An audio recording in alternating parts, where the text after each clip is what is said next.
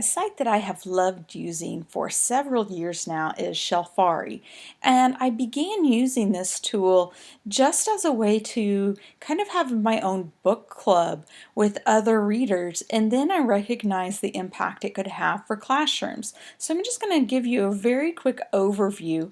You would go to shelfari.com, and that's the link right there, and I'm going to sign in. Now you see it is by Amazon, so you need to have an Amazon account. I'm just going to sign in with mine.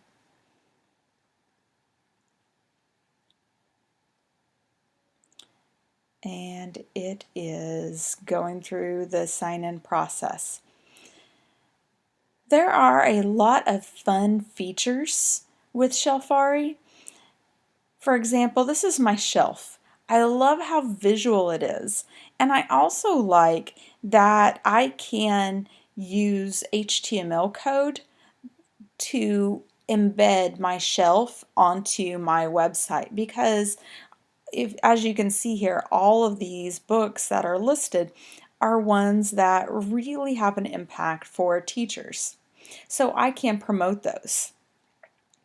But what I can also do is hold discussions with my students. What I would do there is create a group. So over here where it says your groups, and then I would click start a group, and I need to give my group a name. So I'm just going to call it Rader 5th grade, because I spent a lot of time teaching 5th grade. And then I'm just going to go through here and fill out my categories.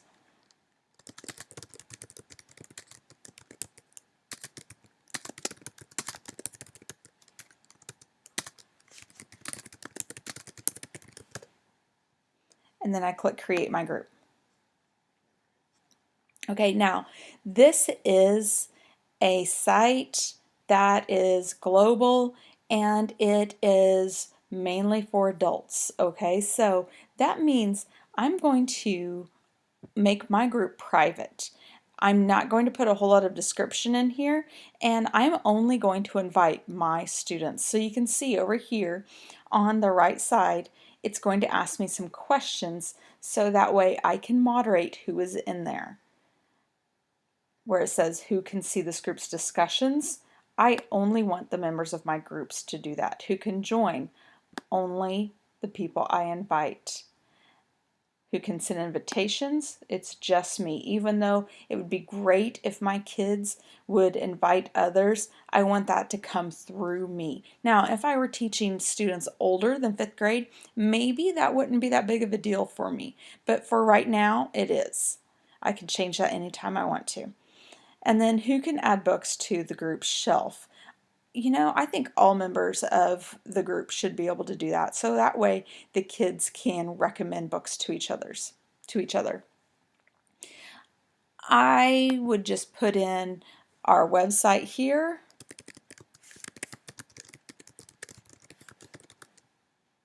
I can put in a location if I want to, and I can upload a picture and so on.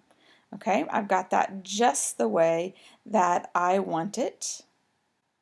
And then whenever I go to put in my members, I'm going to go here. My students are going to have to be able to see this, so that means that they're going to have their account as well. And where it says invite friends, this is where I would select my students. And you can see here that I have a couple of students in there already. I can just click send invites and then add them.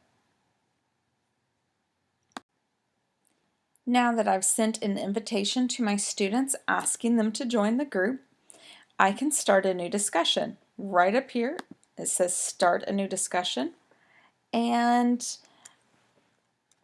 I am just going to add in there character traits. That was a big thing in 5th grade. tell me about the main character of your book, how you would describe them,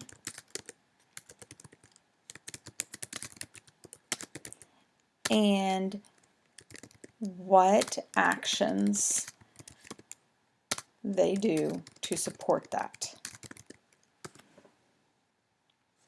And then I just hit save. And then any of my students can begin that discussion because I gave them that option to be able to.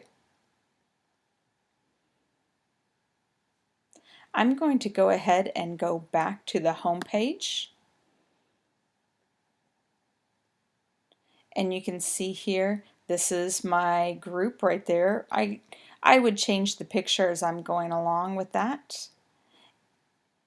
And then you can also see, just like on other social media, what kind of ratings people are giving books based on what they're seeing there.